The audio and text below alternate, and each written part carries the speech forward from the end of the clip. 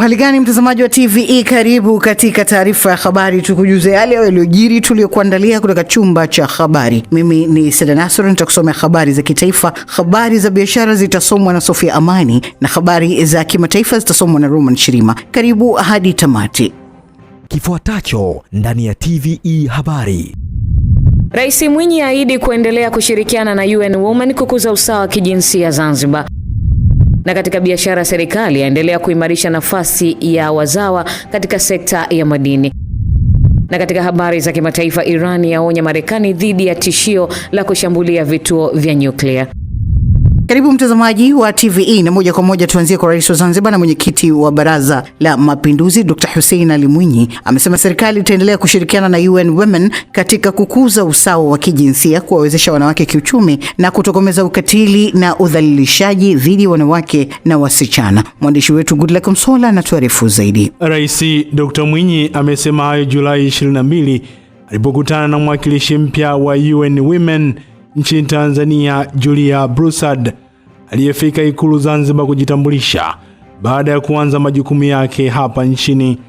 Dr. Mwinyi amesema kuwa serikali ya mapinduzi ya Zanzibar inathamini ushirikiano uliopo na UN Women ambao umechangia utekelezaji wa programu mbalimbali za kuwezesha wanawake pamoja na kukabiliana na changamoto zinazowakabili hususan wanawake wa vijijini na wasichana. As government, we have established that policy, and we have the ministry responsible for women affairs in order to make sure that we are dealing with the challenges that women are facing right now. And the ones that I have mentioned are just a few of the many that are there. But I want to assure you that we are keen to continue working with you closely to make sure that we are as much as possible alleviating the challenges that women and girls are facing in Zanzibar. Akizungumzia takwimu za kijinsia, Rais Daktari Mwinyi amesema upatikanaji wa taarifa sahihi utawezesha serikali kutambua changamoto zilizopo na kuandaa sera na mipango pamoja na programu zinazoendana na mahitaji halisi ya jamii.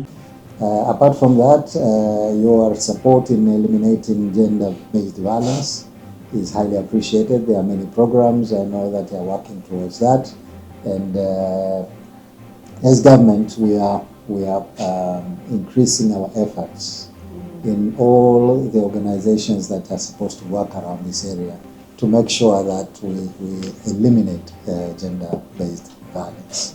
Rais Daktari Mwinyi pia ameunga mkono kuimarishwa kwa bajeti zinazozingatia usawa wa kijinsia ili kuhakikisha mahitaji ya wanawake na wanaume, wasichana na wavulana yanazingatiwa katika mipango ya maendeleo.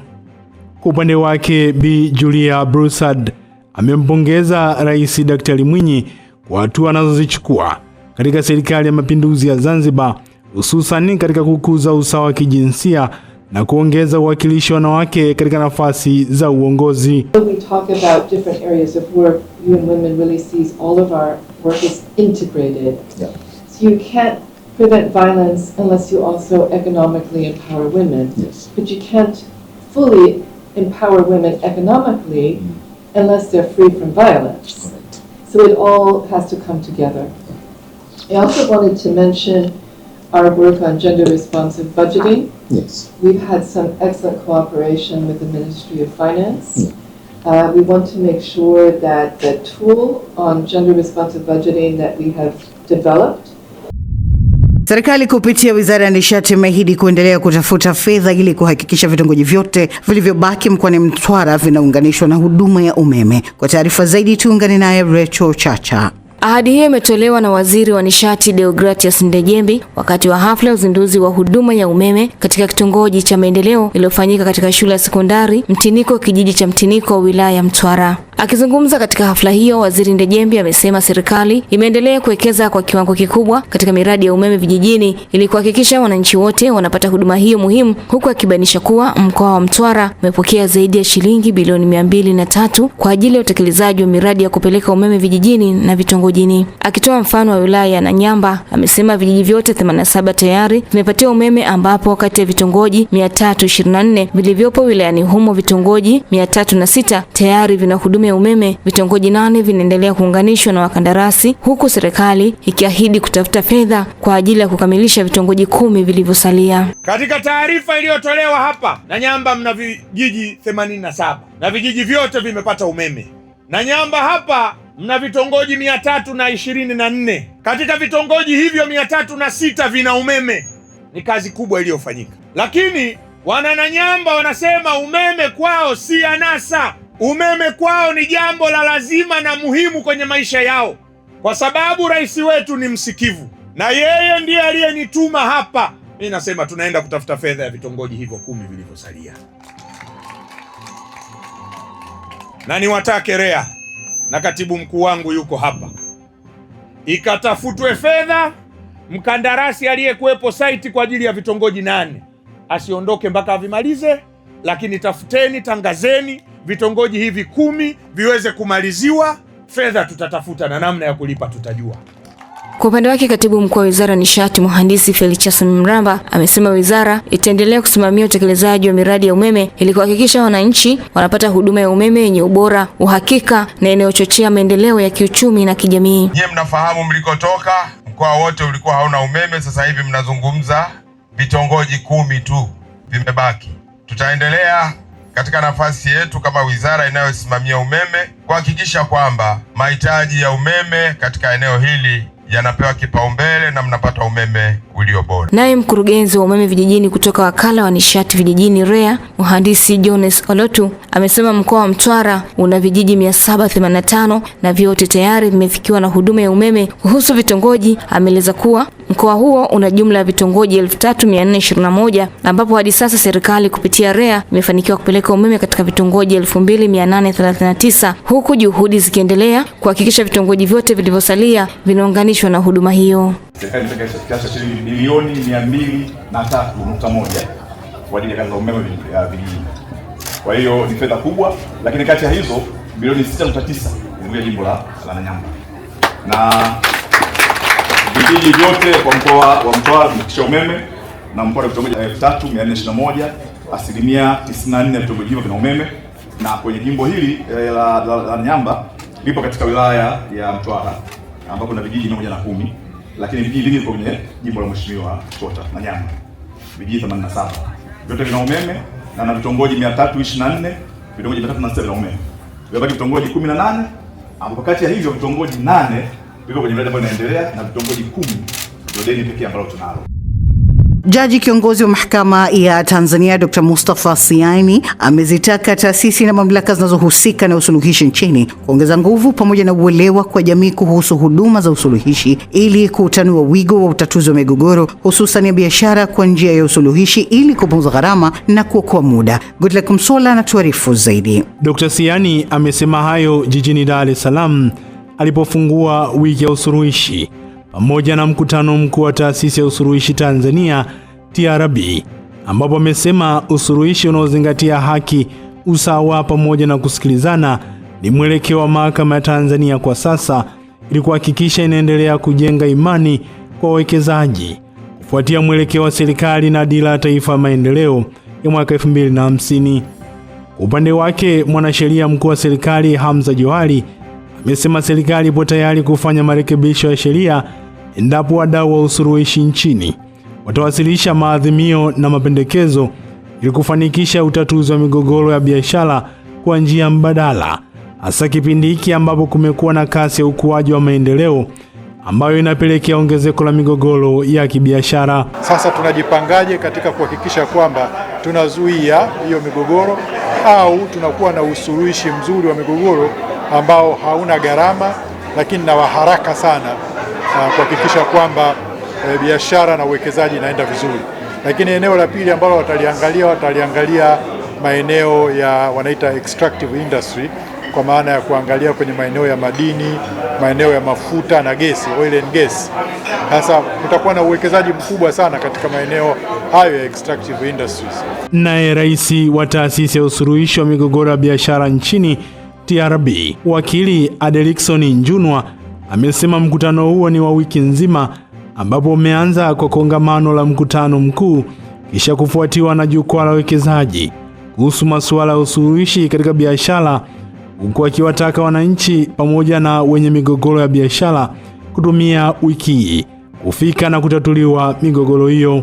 Na huwa tunafanya matukio haya kila mwaka kama vile ambavyo tulivyo katika juma hili tunaliita wiki ya usuluhishi Dar es Salaam pamoja na mkutano mkuu wa 8. Tunatoa elimu ya umma hasa juu ya umuhimu wa matumizi ya njia mbadala katika kushughulikia migogoro yao ya kibiashara, lakini pia ni namna gani na wakati gani wanaweza kutumia njia hizo mbadala za usuluhishi wa migogoro ya kibiashara. Tunasisitiza sana wananchi wafike katika mkutano huu, lakini pia wafike katika taasisi zetu kwa ajili ya kuendelea kujifunza, lakini pia kuendelea kupata namna ambavyo wanaweza wakasuluhisha migogoro yao kwa njia mbadala pasipo kutumia gharama kubwa, lakini kwa muda mfupi sana. Serikali imezitaka taasisi, mashirika ya umma na wakala wa serikali kuachana na utendaji wa mazoea na kujielekeza katika uongozi unaozingatia matokeo, ubunifu, uwajibikaji na ushirikiano wa karibu na sekta binafsi ili kuharakisha utekelezaji wa Dira ya Taifa ya Maendeleo 2050. Mwandishi wetu Recho Chacha anatuarifu zaidi. Kauli hiyo imetolewa na Waziri wa Nchi Ofisi ya Rais, Mipango na Uwekezaji, Profesa Kitila Mkumbo wakati akifungua mafunzo elekezi ya siku 4 kwa watendaji wakuu wa taasisi, mashirika ya umma na wakala za serikali yanayoratibiwa na Ofisi ya Msajili wa Hazina kwa kushirikiana na Taasisi ya Uongozi katika Shule ya Uongozi ya Mwalimu Julius Nyerere, Kibaha, mkoani Pwani. Profesa Mkumbo amesema Tanzania imeweka lengo la kufikia uchumi wa kati wa juu na kukuza pato la taifa GDP kutoka dola za Marekani bilioni 85 hadi dola trilioni 1 ifikapo mwaka 2050 kupitia Dira 2050, ambapo ameeleza kuwa mafanikio ya dira hayategemei ubora wa sera na mipango iliyoandaliwa pekee, bali uwezo wa viongozi wa taasisi za umma kutafsiri maono hayo kuwa matokeo yanayoonekana katika maisha ya wananchi.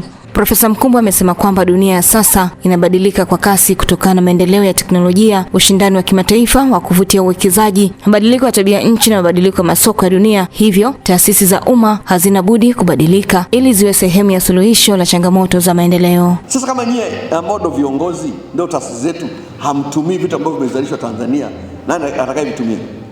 Kwa hiyo nabaki sasa na sisi ndio wenye hela tuliopo ndani, ndio wenye hela, tuna uhakika kupata hela, mishahara. Sasa wananchi wa kawaida kule mtaacha bidhaa za Tanzania zinunuliwe na watu wa kawaida tu ambao hawana hela hiyo. Kwa hiyo you can support industrialization, lakini you can support local procurement deliberately. Kabisa kaweka deliberately kwamba katika procurement zifuatazo lazima mnunue vitu vya Tanzania bila hata kujali bei. Kwa sababu ukinunua vya Tanzania hata kama bei ni kubwa kidogo, lakini actually you're supporting our industrialization, you're supporting our job creation.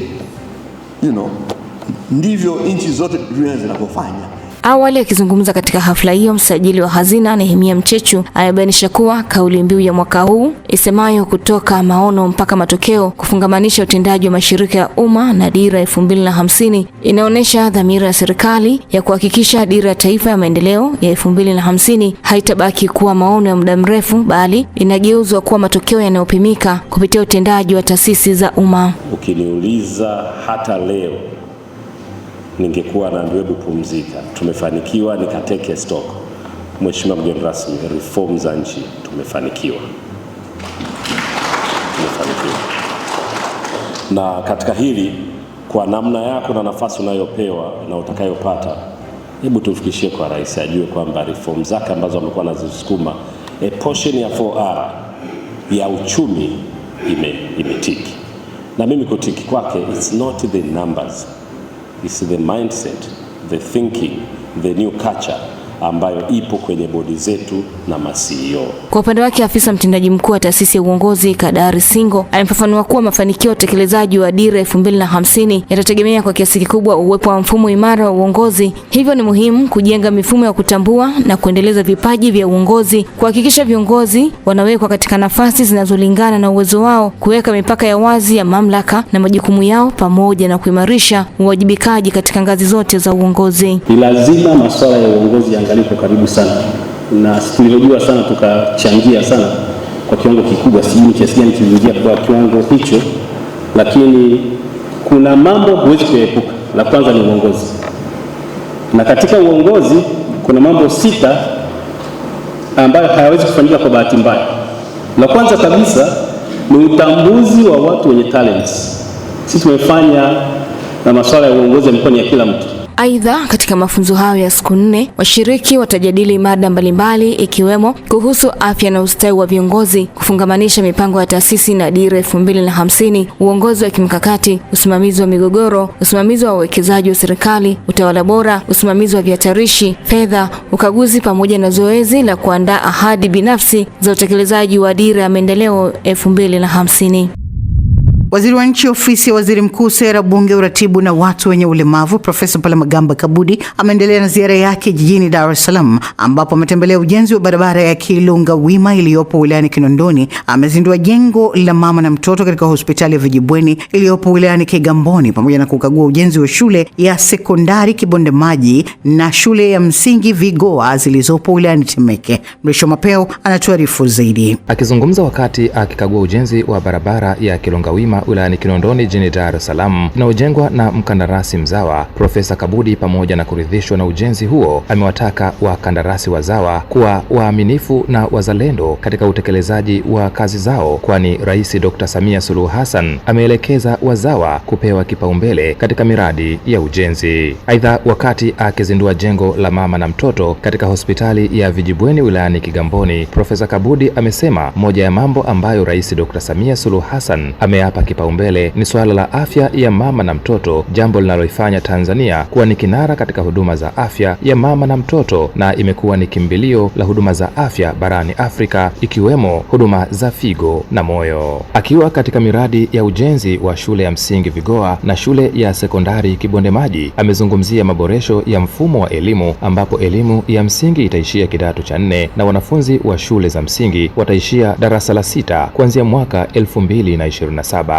Hii si hisani, hili ni jukumu ambalo mlibebe, na mimi kwa wakandarasi wa Tanzania, mnatakiwa mjenge barabara nzuri zaidi na bora zaidi kuliko wakandarasi ambao tumewachukua kutoka nje ya Tanzania. Tatizo letu kubwa tuliokuwa nalo na wakandarasi wa Tanzania haikuwa kunyimwa fursa. Mimi niwe msema kweli, ni mpenzi wa Mungu. Mara nyingi mlikuwa mkipewa kazi hizi, kwanza mnaanza kugombana nyinyi kwa nyinyi, jambo ambalo si zuri, lakini baada ya hapo fedha ikija matanuzi kidogo, sio wote, wachache, na hao wachache wa matanuzi ndio wamefanya watu waone jambo hili kwamba tusiwape. Lakini tatu, mlifanya watu wachache walifanya kazi hii kama sio nchi yao. Kwa upande wake, mkuu wa mkoa wa Dar es Salaam Albert Chalamila alipozungumza kwenye mradi wa ujenzi wa barabara ya Kilonga Wima, amezungumzia swala la wakandarasi wazawa ambao sasa wamekuwa wakipewa kipaumbele. Aidha, akiwa kwenye mradi wa jengo la mama na mtoto, amehimiza nidhamu ya matumizi ya fedha katika utekelezaji wa ujenzi. Wazawa wanapokuwa wanapewa miradi kama hii, kwanza inakuwa ni succession plan ya taifa kuwa na wakandarasi wazawa na ambao wanaweza kurithisha teknolojia kutoka kizazi kimoja kwenda kizazi kingine. Lakini 2, mzawa anapopewa pia miradi hii, expenditure zake zinakuwa ni za ndani, na kwa mantikio zinasaidia katika pia kutrigger hata GDP ya taifa letu. Emmanuel Atanasi Mkuchu ni mwenyekiti wa serikali ya mtaa wa Kilonga Wima, ameeleza changamoto zilizokuwa zikiwakabili wananchi kutokana na ubovu wa barabara hiyo na kuiomba serikali kujenga barabara nyingine katika eneo hilo ili kumaliza changamoto ya usafiri. Ipo changamoto ya miundombinu ya barabara ya maji taka ambayo imefukiwa katika maeneo hii katikati ya barabara. Kwa hiyo tuwakumbushe, kabla hawajamaliza kukabidhi mradi, basi wafukue zile chamba zao zote. Lakini kimsingi mradi huu ni mradi mzuri ambao umeenda kutatua kero na changamoto za mtaa wa Kilonga Wima. Lakini Mheshimiwa Waziri, mtaa wa Kilongawima ndiyo mtaa ambao maeneo yote ya Pwani ambao wanakaa Bunju, Mabwepande, Wazo, Bagamoyo, asubuhi wanakwenda kazini wanapitia katika mtaa huu wa Kilongawima. Kwa hiyo naomba nipitishe pia ombi la mheshimiwa, tufikishie salamu kwa mama yetu Daktari Samia Suluhu Hassan, wataongezee na barabara moja ya mwisho kule chini ambayo ina urefu wa kilomita 1.7. Barabara ile itaondoa changamoto ama itaisaidia barabara hii ambayo leo tumetekeleza pia basi kupumzika. Naibu Waziri wa Ardhi, Nyumba na Maendeleo ya Makazi nchini Caspar Muya amewataka wananchi kuhakikisha wanapima maeneo yao na kuyamilikisha kisheria ili kuepuka migogoro ya umiliki wa ardhi ambayo imeendelea kuwa chanzo kikubwa cha migogoro ya mipaka na matumizi ya ardhi katika baadhi ya maeneo nchini. Kutoka Ruvuma, tuungane naye Innocent Horomo. Ametoa wito huu akiwa halmashauri ya wilaya ya Songea mkoani Ruvuma wakati wa zoezi la kukabidhi hati za ardhi kwa wananchi kupitia kliniki ya ardhi. Amesema upimaji wa ardhi husaidia kubainisha mipaka halali ya maeneo ya wananchi, kulinda haki za wamiliki na kuondoa migogoro inayoweza kujitokeza kati ya majirani na wadau wengine wa ardhi. Amesema kati ya vijiji 12332 vilivyopo nchini ya 36% pekee ndivyo vimepimwa na kupangiwa matumizi bora ya ardhi. Amesema kwa mwaka wa fedha 2026-2027 serikali imetenga kiasi cha shilingi bilioni 38 kwa ajili ya kuendelea na zoezi la upimaji na upangaji wa matumizi bora ya ardhi katika maeneo mbalimbali nchini. Katika vijiji hivyo kutokea uhuru mpaka hivi ninavyoongea tumeweza kupima vijiji 4873 sawa na asilimia kama 36 hivi. Mwaka huu wa fedha ninavyoongea Daktari Samia Suluhu Hassan ametoa shilingi bilioni 38 kuwezesha kupima vijiji visivyopungua 1492. Hakikisha tunapima maeneo yetu kwa kutambua mipaka yetu. Lakini faida nyingine ni kufahamu mipango madhubuti ya matumizi ya ardhi ya serikali kwa kushirikiana na wewe.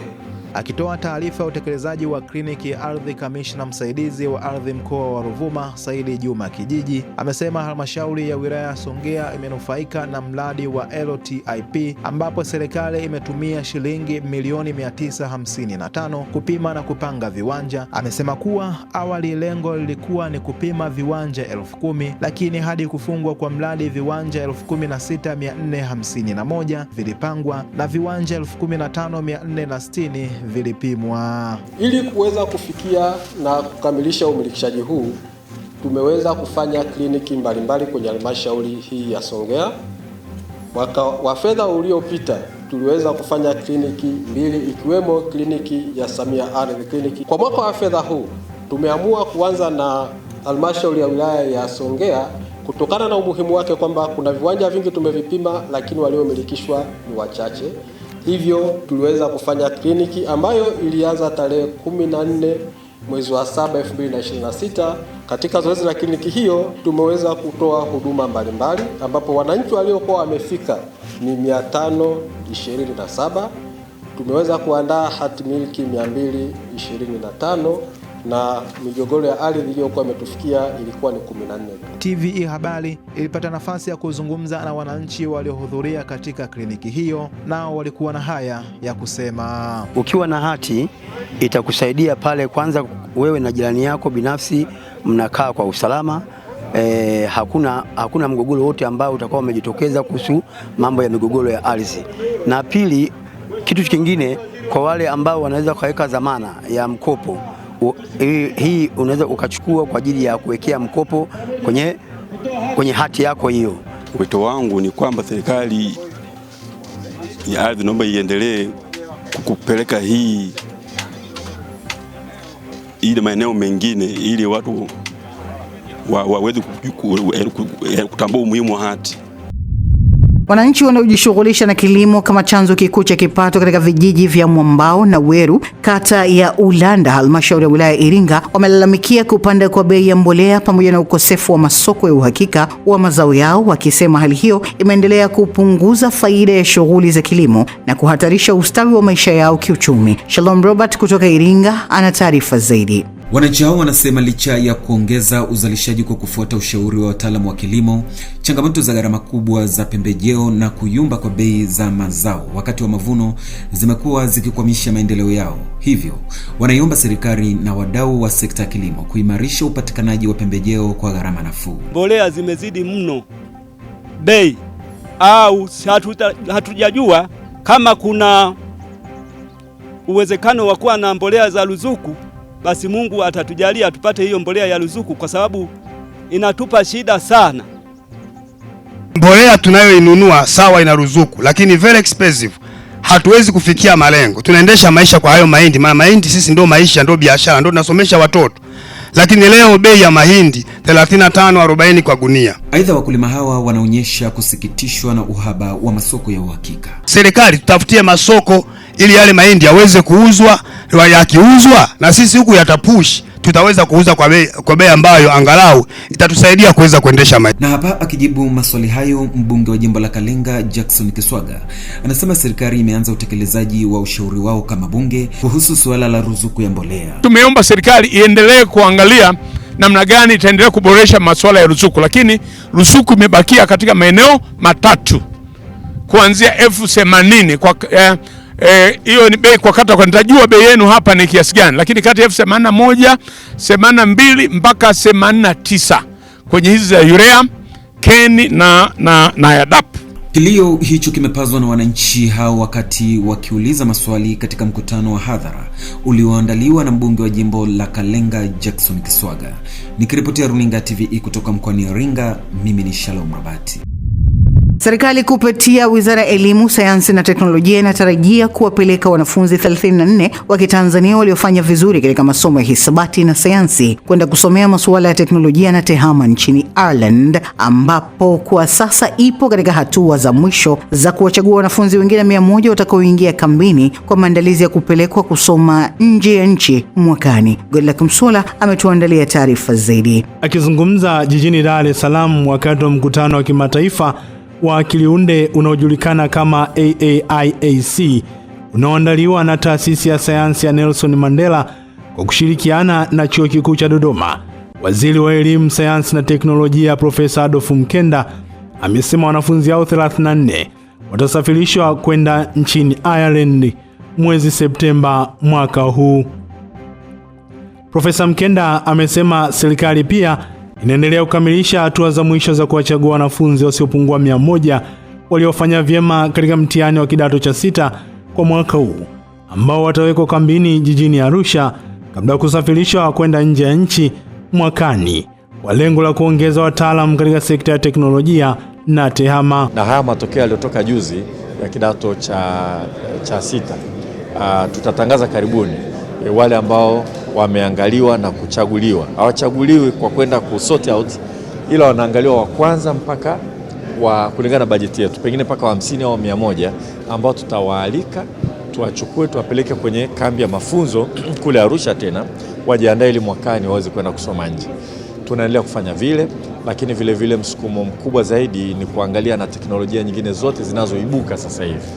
Kuna teknolojia zinazokuja ambazo zitabadilisha sana dunia. Hata tunachozungumza sasa hivi kama kompyuta, matumizi yake na namna kutumia utabalika sana endapo tutafikia kwenye mambo yanaitwa quantum computing. Upande wake, makamu mkuu wa Chuo Kikuu cha Dodoma Profesa Rugano Kusiluka amesema vyuo vikuu vinatumia mkutano huo katika kujadili maendeleo ya teknolojia ya akili unde pamoja na matumizi salama ya teknolojia hiyo katika kuwezesha wanafunzi kupata maarifa kwa kuzingatia miongozo ya serikali, hususani katika matumizi ya akili unde. Kwanza, akili unde Kiingereza chake ni artificial intelligence. Kwa hiyo mwanadamu wa kawaida kwanza na natural intelligence. Hiyo lazima ujue kwamba na hata kinachomfanya anayetumia vibaya anatumia natural intelligence kwa kuiongoza artificial intelligence lete madhara. Na ndio sababu tunasema tunatakiwa tufundishe vijana wetu kwenye vyuo vikuu vyetu na kwenye taasisi zote ambazo zinatumia akili unde faida kwanza, na kuwaeleza kuhusu hasara zinazoweza kujitokeza iwapo haitatumika vizuri. Sasa kama unavyofahamu, tayari Wizara ya Elimu, Sayansi na Teknolojia imeshatoa mwongozo wa matumizi ya akili unde katika taasisi za elimu. Kwa hiyo huko mwongozo Tanzania, na jambo ambalo linaonyesha kwamba nchi yetu haiko nyuma, inaenda kwa kasi kadri ambavyo akili unde yenyewe inavyokwenda. Naye mtaalamu wa masuala ya akili unde kutoka taasisi ya Chuo Kikuu cha Dodoma, Dr. Gloriana Monko, amesema teknolojia hiyo tayari imeanza kutumiwa katika baadhi ya taasisi za elimu kwa kuwezesha wanafunzi kupata maarifa na taarifa ambazo zinawasaidia katika kuendeleza taaluma zao. Amesema pamoja na hatua hiyo, taasisi hizo zinaendelea kuweka mifumo na taratibu za kuhakikisha teknolojia ya akili unde inatumika kwa usalama na haiwezi kutumika vibaya. Lakini akili unde inakuja kwamba pale mtu anapokuwa ameitumia akili unde vizuri, akaiuliza kwamba iweze kumrecommend material sahihi kwenye eneo fulani ambalo yeye anataka kubobea, maana yake kwamba ile itaenda kusearch in a minute kwenye material yote aliyoko online, na itakuletea na itakusuggestia kwamba kipi ni sahihi au kipi ambacho ni top most priority. Kwa hiyo ile inaweza imerahisisha zaidi wao kupata yale material ambayo ni sahihi kwa wakati kwa muda mfupi sana, lakini pia kurahisisha hata uelewa wao. Na mimi napenda sana kuwaambia hata wanafunzi kwamba waitumie akili unde kama ni discussion partner. Mkuu wa wilaya ya Kilosa Hamdu Shaka amewataka wadau kuendelea kujitokeza na kuunga mkono jitihada za maendeleo wilayani humo, ikiwemo kukamilisha miradi mbalimbali ya maendeleo inayotekelezwa kwa lengo la kuboresha ustawi wa wananchi. Tuungane na Goodluck Msola kwa taarifa zaidi. Shaka amesema hayo wilayani Kilosa mkoani Morogoro wakati wa kupokea msaada wa vifaa vya ujenzi kutoka kampuni ya Kilombero Sugar uliolenga kukamilisha ujenzi wa kituo cha afya cha Kidodi pamoja na ofisi ya serikali ya kijiji cha Nyamwisi kata ya Ruaha mkoani Morogoro. Amesisitiza kuwa serikali itaendelea kushirikiana na wadau mbalimbali kuhakikisha miradi hiyo inakamilika kwa wakati, huku akiwataka wananchi kulinda vifaa vinavyotolewa ili vitumike katika malengo yaliyokusudiwa. Hii saruji mnayoiona hapa, hizi nondo mnazoziona hapa, hata kama kuna matofali ambayo hayako hapa, haya ni maisha ya watu. Lazima tukalinde kwa thamani, lazima tukalinde kwa gharama yoyote maisha ya watu ili waendelee kubaki salama. Kwa maana kubwa ninayotaka kusema, lazima tulinde, lazima tuheshimu, na lazima tuhakikishe kwamba hiki kinachotolewa leo kinakwenda kutumika kwa madhumuni na kwa malengo ambayo yamekusudiwa. Niwaombe sana Kilombero Sugar, kama ambavyo mmeendelea kuthibitisha kuwa ninyi si kiwanda tu cha kuzalisha sukari, bali ni mshirika wa kweli wa maendeleo ya watu na maeneo husika yenye changamoto. Endeleeni na moyo huo, na sisi tuko pamoja na ninyi. Kwa upande wake, mkurugenzi wa halmashauri ya wilaya ya Kilosa Beatrice Mwinuka amewataka wakazi wa wilaya hiyo nao kujitokeza kushiriki katika ujenzi wa miradi ya maendeleo, ikiwemo kituo cha afya cha Kidodi ambacho kinatarajiwa kuboresha upatikanaji wa huduma za afya kwa wananchi wa eneo hilo. Tuendelee kuchangia. Huwa tunasema anayeanza ndio anayekuja kuongezewa, tofauti na yule ambaye haanzi kabisa. Kwa hiyo ukionyesha nia, ukajenga msingi, ukaendeleza, ukasema jamani, nimekwama hapa, naombeni msaada, kila mtu ataona umuhimu wa kuwasaidia. Kwa hiyo niwaombe sana, kama kulikuwa kuna kusuasua kwa michango, tuendelee kuisaidia ili mradi wetu uweze kukamilika na uweze kuja kutoa huduma ile inayokusudiwa. Maana maeneo yote ni muhimu. Tukiangalia OPD inaenda kutusaidia sisi wananchi, tutapata huduma vizuri katika kituo chetu. Tukiangalia maabara, tutaenda kujua afya zetu zikoje, zitatusaidia kuweza kutatua changamoto za kiafya. Awali, kabla ukabidhi msaada huo, mkurugenzi wa mahusiano wa kampuni ya Kilombero Sugar Derrick Stanley pamoja na afisa uhusiano wa kampuni hiyo Victor Bemerwa wamesema kampuni imechangia mifuko ya saruji, nondo pamoja na vifaa vingine kwa ajili ya kuwezesha ujenzi katika kukamilisha ujenzi wa kituo cha afya cha Kidodi, maabara pamoja na ofisi ya serikali ya kijiji. Wamesema msaada huo ni sehemu ya programu ya kampuni hiyo katika kuchangia maendeleo ya jamii katika maeneo inayofanyia shughuli zake. Kwenye ofisi ya kijiji ya Nyamvisi ambao walikuwa wamepanga sema, ambao kwa kweli haikuwa, sidhani kama inashabihiana na kiongozi pale alipo, na wenyewe tumeona eneo lao, tutawapa mifuko 100 ya simenti na nondo 100 kwa kuanzia. Lakini pia kwenye kituo cha afya cha Kidodi, eneo la kusubiri wagonjwa, tutawapa simenti 50 pamoja na nondo 50 za milimita 12. Ndio maana tumekuja na programu hii ya uwezeshaji miradi ya maendeleo kwa jamii yenye lengo na mahususi ya kushirikisha jamii katika fursa au katika programu ambazo zitakuwa na ushirikiano jumuishi, kwa mantiki ya kwamba kwa wale wote, kwa wakati wote mradi huu unapotekelezwa, pande zote tutauona mradi huo ni wa pamoja, kwa sababu nguvu ya mwananchi katika mradi imekuwepo, wadau wa maendeleo ukiwepo, na sisi kama sehemu ya kuchangiza shughuli hizo tunakuwepo, lakini pia na serikali ambaye ndio msimamizi mkuu naye anakuwepo.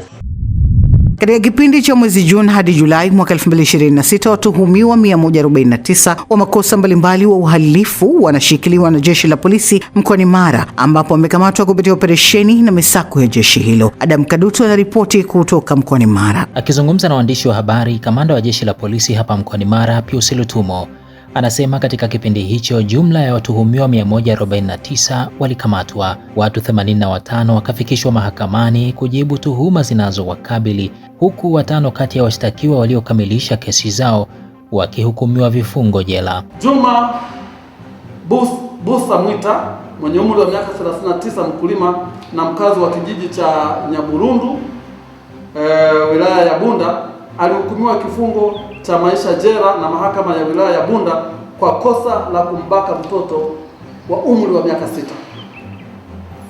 Lakini Zabron Joseph mwenye umri wa miaka 34, mkazi wa kijiji cha Hunyari wilaya ya Bunda, alihukumiwa na mahakama ya wilaya ya Bunda kifungo cha miaka 30 jela pamoja na kulipa fidia ya shilingi milioni 1 kwa kosa la kubaka na kumpa mimba mwanafunzi wa umri wa miaka 14 ambaye ni mtoto wake wa kambo. Lakini pia wapo washtakiwa watatu: Marwa Chacha Mangera mwenye umri wa miaka 25, Obenga Matiko Yason naye ana umri wa miaka 25, na Tinga Peter Makima mwenye umri wa miaka 31, wote wakazi wa Butiama mkoa wa Mara. Hawa walihukumiwa wote kwa pamoja, walihukumiwa kifungo cha miaka 30 jela na mahakama ya wilaya ya Butiama kwa kosa la unyang'anyi wa kutumia silaha za jadi. Kamanda Lutumo anasema hali ya ulinzi na usalama katika mkoa huu wa Mara inaendelea kuwa tulivu kutokana na ushirikiano mzuri unaotolewa na wananchi katika kutoa taarifa za uhalifu pamoja na utendaji kazi wa askari unaozingatia weledi na sheria. Jeshi la polisi mkoa wa Mara litaendelea kuwalinda na kuwahifadhi watoa taarifa pasi na kuwaumbua. Adam Kadutu, TVE Habari, Mara. Wachimbaji wadogo wa madini wilayani Nyang'hwale mkoani Geita wameishukuru serikali kwa kuendelea kuwekeza katika upatikanaji wa nishati ya umeme kwenye maeneo yao ya migodi, hatua ambayo imeendelea kupunguza gharama za uzalishaji na kuongeza tija katika shughuli za uchimbaji. Taarifa hii na Joel Baduka kutoka Geita. Shukrani hizo zimetolewa wakati wa waziri wa madini Anthony Mavunde alipotembelea mradi wa kuzalisha nishati ya umeme wenye uwezo wa kW 500 katika mgodi wa wachimbaji wadogo uliopo eneo la Igalula wilayani Nyang'hwale. Mradi huo umegharimu zaidi ya shilingi milioni 426 na ni sehemu ya juhudi za serikali za kuboresha miundombinu ya nishati katika maeneo ya wachimbaji wa madini nchini. Baadhi ya wachimbaji wadogo wamesema upatikanaji wa umeme utasaidia kuongeza uzalishaji, kupunguza matumizi ya mafuta ya dizeli pamoja na kuboresha mazingira kazi ya migodini.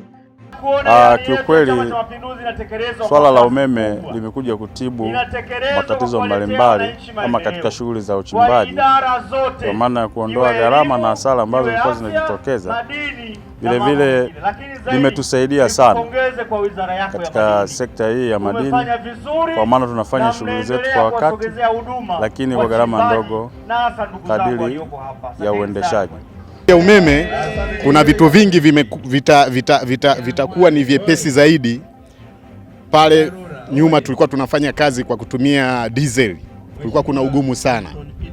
Kwa hiyo naheshimu ujio wa waziri wetu wa madini Anthony Mavunde, na hakika anatupenda na anatupenda pia Upande wake mwenyekiti wa wachimbaji wadogo wilayani Nyang'hwale Misana Nyabange amemwomba waziri wa madini kusaidia kuongeza uwezo wa transformer katika eneo hilo, akielezea kuwa wakati mwingine umeme uliopo haukidhi mahitaji kutokana na ongezeko la shughuli za uchimbaji. Kwenye mafanikio pana changamoto. Umekuja umeme, wachimbaji wameitika sana kutia oda kwa ofisi za TANESCO ili wapate kuzalisha mali. Sasa transformer zinakuwa zinazidiwa. Ombi letu kubwa kama serikali, tunaombeni mtuongezee transformer kwa hawa watu. Akizungumza wakati wa uzinduzi wa mradi huo, waziri wa madini Anthony Mavunde amesema serikali tayari imetumia zaidi ya shilingi bilioni 7 kusambaza umeme katika maeneo mbalimbali ya migodi nchini, ikiwa ni sehemu ya mikakati ya kuwawezesha wachimbaji kuongeza uzalishaji na kuchochea ukuaji wa sekta ya madini. Geita ili kuwapunguzia adha wachimbaji wadogo ambao kwa asilimia kubwa wanatumia mafuta kwa ajili ya kuchakata na kuchenjua, na hali hii inawafanya gharama inakuwa ni kubwa sana. Mheshimiwa Mkuu wa Mkoa, wewe ni shahidi. Baada ya maombi yako ya miaka 2 iliyopita, mwaka jana na mwaka huu zimeanza kuingia fedha. Mpaka sasa imeshaingia shilingi bilioni 7 kwa ajili ya kusambaza umeme na kupeleka maeneo ya migodini. Hitimisha ziara yake wilayani Nyang'hwale, waziri Mavunde pia amekagua mradi wa maji safi na salama unaotekelezwa katika kijiji cha Kakora ambao unatarajia kuwanufaisha wananchi zaidi ya 24,801 mara utakapokuwa umekamilika, pamoja na kukagua ujenzi wa shule ya awali. Asante sana Adam Kadutu kwa taarifa hiyo. Mtazamaji, hii ni taarifa ya habari. Mimi ni Sada Nasor, tupate mapumziko mafupi, tukirejea tutaendelea na taarifa ya habari.